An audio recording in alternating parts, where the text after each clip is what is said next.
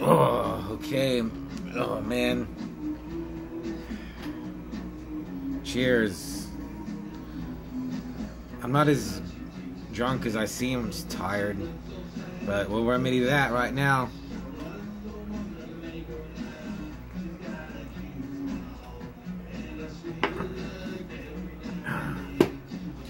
Did I ever tell you I stabbed myself in the leg with a gladiator sword?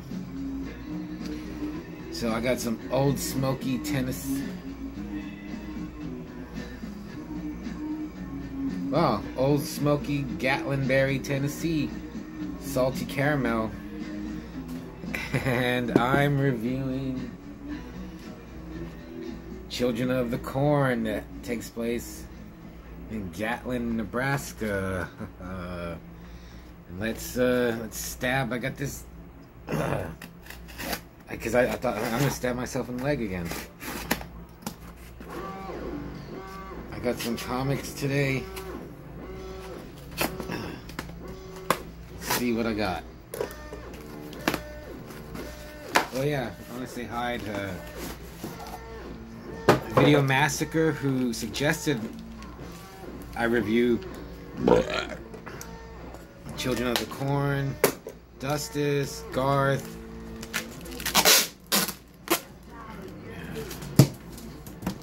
Keith, Chris Nace. I sent you an issue today.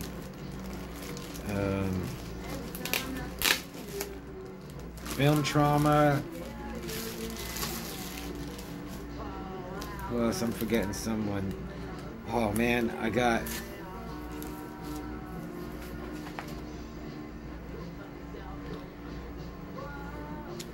Blue Devil 13 and oh shoot, 13 and 14. These are some of the first comics I ever bought. Oh my god. Shout out to Exhorter and Percussor. Roncon. Roncon got his issue today. We got Punisher 2099, number 19. Yeah, right. Dude, I got this really cool cover. RoboCop, the future of law enforcement. 14. Is that 14? No, 12. It's a killer cover. Oh, I forgot my notes. I need my notes. RoboCop, future of law enforcement. 13.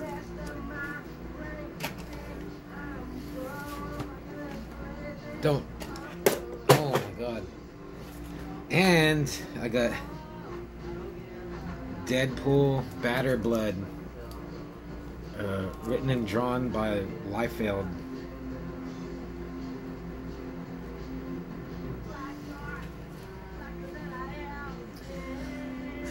Let's see, what am I doing?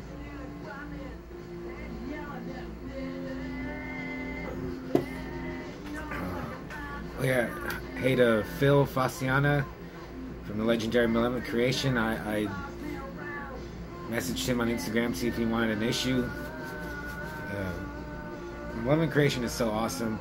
I just want to like give something back to a killer band that I like. Oh, what's up to Pat from Hell Witch? Let's see who else I remember. Should I take another shot? Oh, okay, let's get going. So, Video Massacre, he requested some movies and he requested Children of the Corn. And I was like, I just got it on VHS. I was actually, I watched it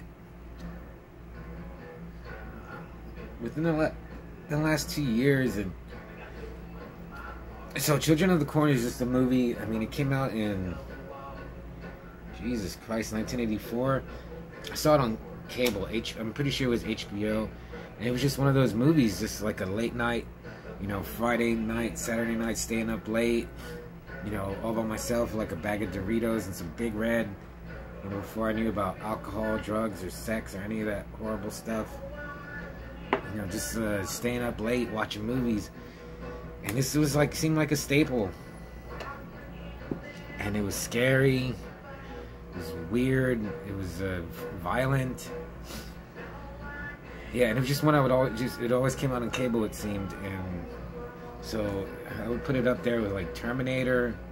I mean, Terminator's a way better. Oh yeah, Linda Hamilton.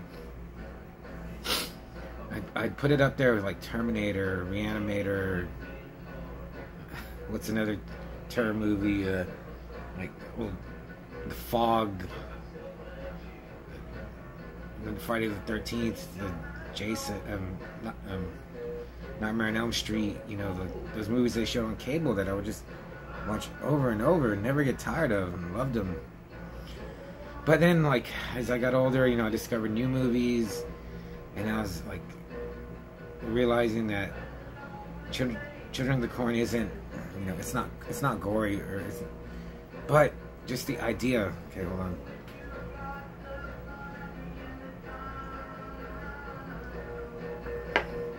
Before I forget, like, I don't know if I showed this to my sister when she was little, but she was a lot younger than me, and she told me that I think in elementary school kids had a Children of the Corn game they would play on the playground, and I was like, what the hell? What's a Children of the Corn? I imagine maybe like tag or something, but I was like, wow, how did a Stephen King story that became a movie turn into like well, I guess that's actually like makes sense. So Children of the Corn, yeah, it's based on a Stephen King story, and yeah, I'm sure you've heard me say how much Stephen King sucks. Stand sucks, Dead Zone sucks, Salem's Lot sucks.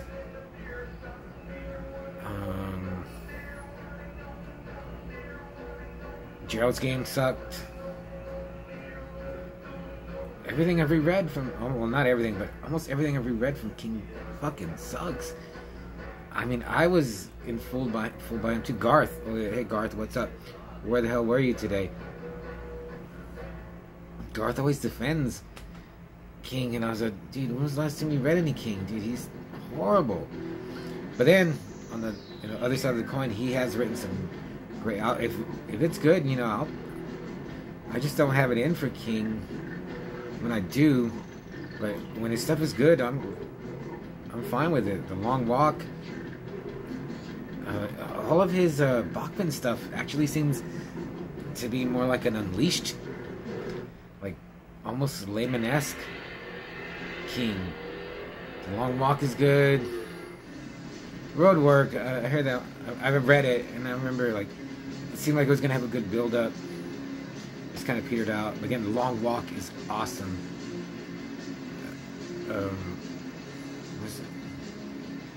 What's it called? The Regulators is awesome. I remember loving the Gunslinger series, and I read all of them, but I'm afraid to reread them. I'm afraid to reread it because I remember liking it. I remember liking was it Dreamcatcher? I remember really liking it, and now I was like, dude, if I reread those, I don't want to destroy that memory of those. So anyway, I did reread the Children of the Corn short story, and I was looking up like info on IMDb, and yeah, I didn't write down the screenwriter, but the screenwriter, he took this like 15-page story that King wrote and just made it way better. In the short story, the couple are fighting the whole way. They're just so hateful towards each other. They both die at the end. But there's one part in the short story that I read it like last year. I reread it to see how it was. And there's a part where Bert. It's cool that his name is Bert. Peter Horton, who plays Bert in the story, like he gets injured. He gets like a minor injury, but from one of the Children of the Corn, And like he runs away, he outruns them, and he's running through the corn. And I used to jog, I stopped, but if you've ever jogged or ran, you know this feeling like where you start to feel good. And I know it's like, he escaped these people that are trying to kill him. He's injured, his adrenaline's pumping him up, and he's like, I feel good, like despite of the horror that's surrounding him, like, he felt good. And I was like, when I read that, I was like, I'm there. I know what he's feeling. I know what he's going through. I can feel everything in the story. Really. I can feel the corn, the sky, the air, the wind, as he's running, blowing past you, and you're sweaty and it's cooling you down. Like, that was really good. And that's just one little part in the story that Stephen King made come alive just through his writing. And I was like, they don't incorporate that into the movie, but there's parts where he's running from the kids, and like, I was just, after reading that, I was like, okay, I know what he's feeling on the inside. So that was really good. But I wrote down, I'm trying to keep notes. So, my VHS is an Embassy home video. As soon as the music hit, I was like, I remember that. Synapses snapped in my brain, and I remembered it. There's one trailer for a movie called The Champions with John Hurt from Aliens, the chestburster guy, and I was already buzzed. So I was, it's so sad. It's about he's a horse jockey, and he's dying of cancer, and like he finds a horse that's also dying, and like it's their last race. And I was like, wow, it's so heartbreakingly awesome. Like, they're both dying, and they just got one last race in them. So that was pretty cool. But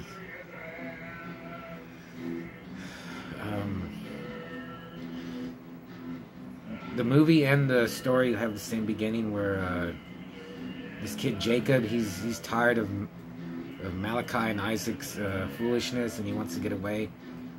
But there's Sarah and Toby, I think his name is. All white kids are named Toby in 80s horror movies. And I was watching it, I was like, Jacob. I was like, dude, he's like, maybe he's like 13 or he's like 13 years old. And like, I remember watching him when I was little, it was like he was older than I was, I think. And now watching him, he's just a kid. And he's trying to like escape these killers. And like he's running through the corn, and Malachi gets him, and Jacob, he drops his suitcase, and you don't see the kill, but blood splatters on the suitcase. And I was like, that was enough. I was like, dude, he's like slitting his throat, he's stabbing him, blood's flying, and it's not graphic, but it was, I knew what was happening.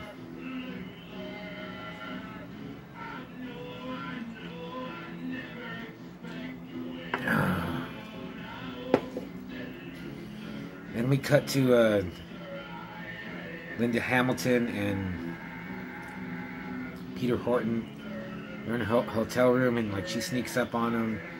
He's still asleep, and they try to make it like, oh, it's gonna be another murder, but it's just her. She's waking him up. Oh, and it's his birthday, and you get to see Linda Hamilton do a little song and dance number, and I was like, wow, this is really cool. It's not Sarah Connor. It's like Sarah Connor was never this happy, so that was cool. So I forgot where they're going to, but they're driving through Nebraska. They get into Nebraska, and they're driving, and like they're having a good time. Turn on the radio, and you hear like I want to say Southern Baptist, but Nebraska's not in the South. They hear like a preacher going off, and they start imitating him. And that part was pretty funny. And then, there's like, they talk about how there's just no one on the road, and they stop paying attention, and then, bam, they slam into that kid. They slam into Jacob. he's in the middle of the road, and it is pretty hardcore. I always remember, like, you see his face, and it's like pale white, his throat slashed, he's holding it, they run him over, they knock the living Christ out of him. The car goes, you see him spin out the back tires, and it was really good. It was really, like, shocking scene. That was really good. Oh man, also I got some Taco Bell. I got a grilled cheese steak burrito. That's for in the morning. And they run over him, and Peter Horton, Bert, he's a doctor, but he's like he's had medical training of some sort, and he notices, like, that Jacob's throat has been slit. And I was all like, would I notice that? I don't think I would notice it. Or I would think, like, maybe his throat got cut underneath the car or something, but he knows, like, I guess Malachi had slit his throat, and he was able to stumble out in the middle of the road. And they ran him over. I mean, he was dead already.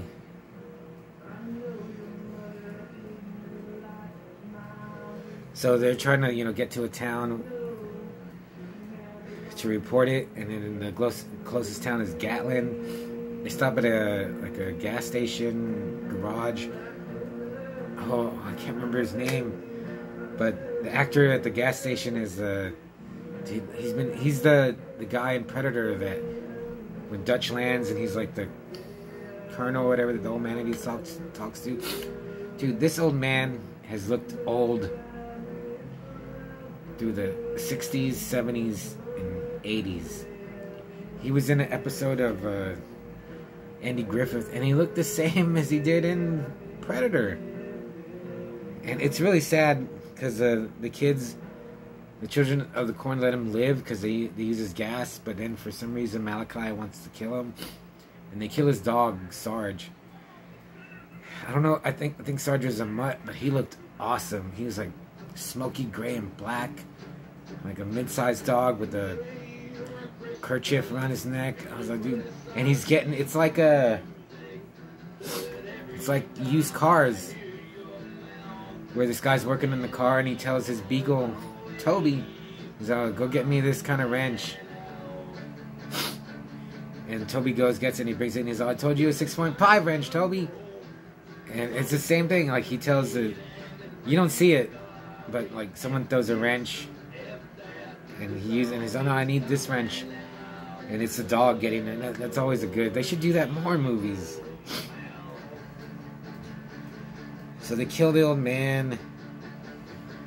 There's the kid, Toby is narrating, and he says Malachi has a lot of problems. And he's played by Courtney Gaines, and he sure does. The character of Isaac dude, he's so good.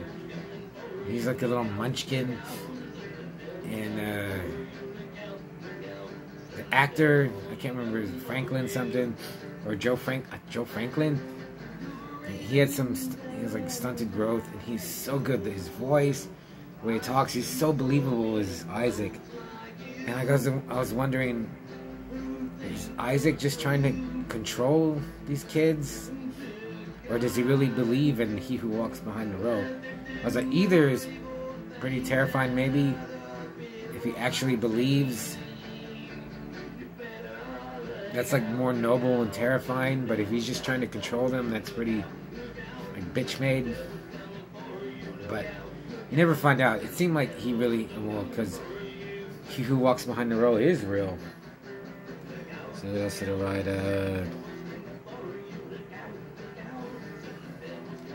Yeah, watching this viewing, it gave me like Hills Have Eyes vibe. It's not sneaking around in the beginning like Ruby does, and also it gave me like Charlie Manson vibes, like whole cult, fixated on their leader, like totally like, just enraptured by every word he says. And they're all like crazy looking white kids, you know, no offense to white people, but I was like wondering, I was like, would black people do this? I think Mexicans might. Chinese, like Asian people might, but white people are just so perfect for cults.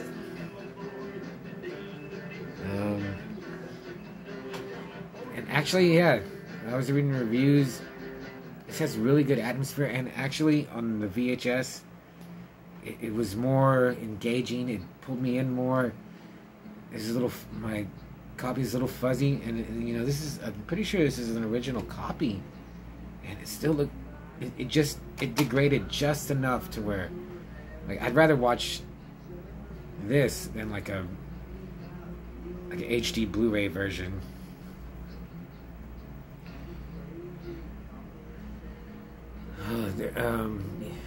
There's some parts that lull. I thought, like, pretty much, you know, for any movie halfway through, there's not much. There's no gore. There's no monsters. I was reading on IMDb, like, they wanted to show the creature of the He Who Walks Behind the Row as like some monster, and like they didn't have enough budget because dear old Stephen King demanded like $500,000 more to have his name put on it, and immediately I thought as though he wanted to buy more coke. And even in the IMDb trivia, it says like the producers thought he wanted it to buy more drugs. So yeah, Stephen King got more coke, and we got deprived of monster. So, which I'll never forgive him for.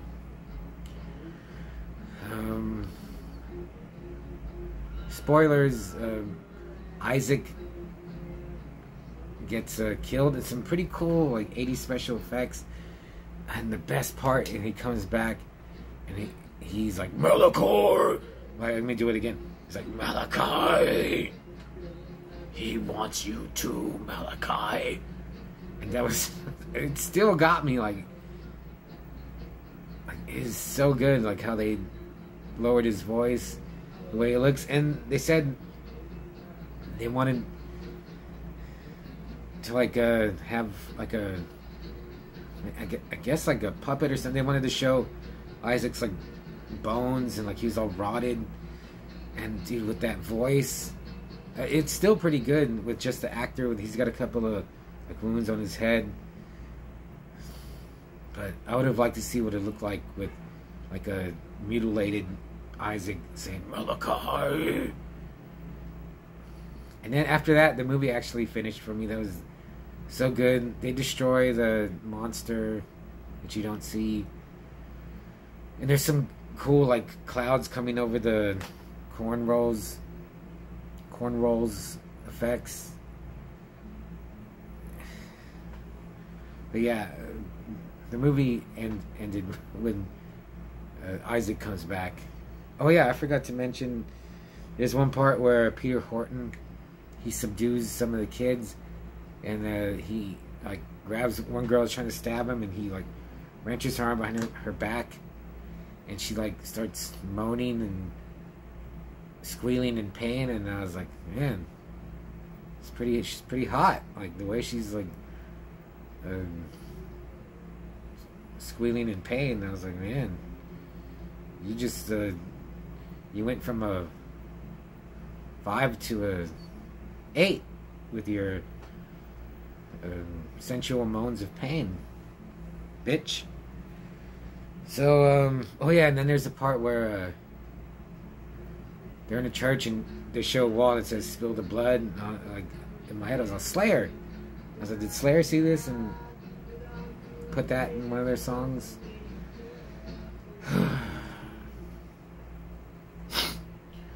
And then overall happy ending, which was good. And it like the movie's still happening, and then it just end comes on. I was like, wow, it's pretty cool. It's like I'm still with it, and it's over. So overall, Video Massacre, thanks for recommending Children of the Corn. I don't think I don't know when I was gonna just send this to somebody else, or actually maybe even throw it away. But Children of the Corn, it was a good watch. I mean, the only thing that gets me is just no gore. Like, you know, the synopsis reads like a deserted town full of children that have murdered their parents, kills any adults that come into the town. That could go so many ways. There's a gory version of Children of the Corn, which I would love to see, but this one was fine. And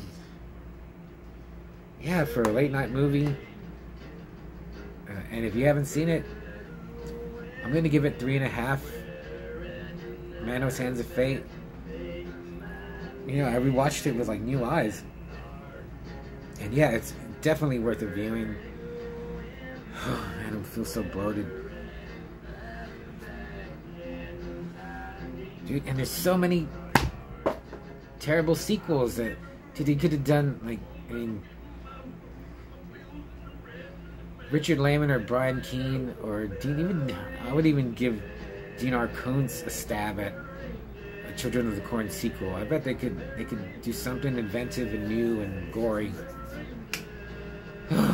God, so yeah. There's some other movies that people have recommended. I'll do some of them.